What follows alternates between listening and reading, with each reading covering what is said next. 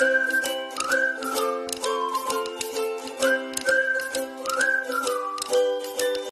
morning everybody. So we are a bit busy today. We have the glass guy fix our sliding glass door and the plumber come here to install our pressure tank. We've been waiting for a plumber for how many days to fix it. They are installing now the lock because we want them to put some locks in the sliding glass door. And they gonna bring the screen because they gonna change the rail on the side because it is a bit shorter.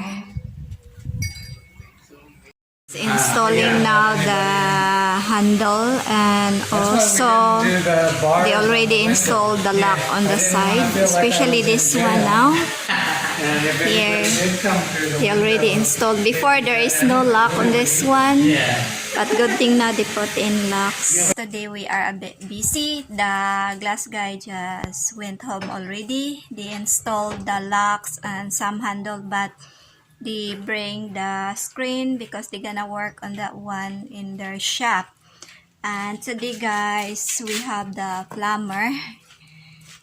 We've been looking for a plumber for how many days to install the pressure tank, and he just arrived from the town because he bought some locking materials that we needed here in installing our pressure tank. And yeah, he able to buy the PPR. These are the locking materials that we needed here: the elbow, the adapter, and we got some pipe and the reducer in that black box there, and we have a lot here. Good thing our worker able to find one. Well, yun siya niliking na yun. Matik-matik, right? Makuyawan lang ko ba? Hindi ko sa pressure. Yeah. Last time, when we arrived home, because this old pressure tank here is leaking, so I try to fix it again and pull out the epoxy, and I add some screen inside, some epoxy, and I add some metal. But good thing it works out for the meantime. And now we got the plumber. He gonna add some pipe in there because the old, as you can see here, the old pressure tank is a bit shorter than the new one that we bought, so we need to add more pipe. It's hard to turn, yeah, because of the space.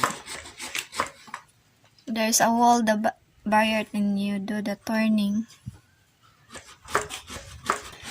We need this pressure tank especially in washing the clothes, especially when we are using the washing machine and the shower. This is the setup of our old pressure tank, but this same setup as the new one. Start putting or installing the new pressure tank, and just put the pressure switch there and the pump on the top, then put some bolts.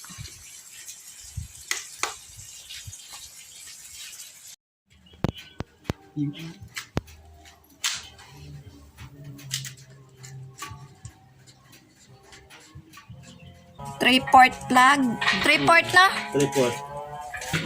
The guy finished installing the pipe and the pump, the switch gauge, and then the switch, and then the gauge, and also the plug under. Now he's going to testing it if it works good, if there is no leaking, to be sure.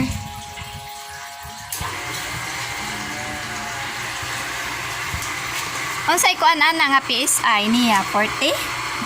20. 20? Oh, 20? should be 20 pounds. 20 daw. 30. 40 ano? 35. Ah, it should be 30, 35. It work? Naliking? Gamay.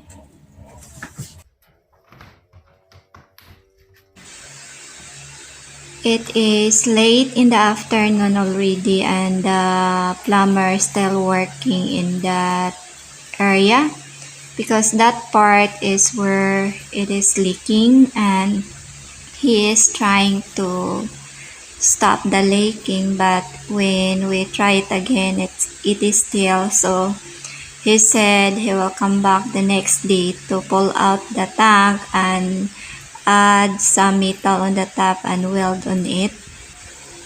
I hope it will stop the leaking that way. Yeah, so we'll see the next day and hopefully it work out. So I guess that is for today's video, guys, and I hope you like it, and please do not forget to subscribe in my small YouTube channel. Do like, comment, and share.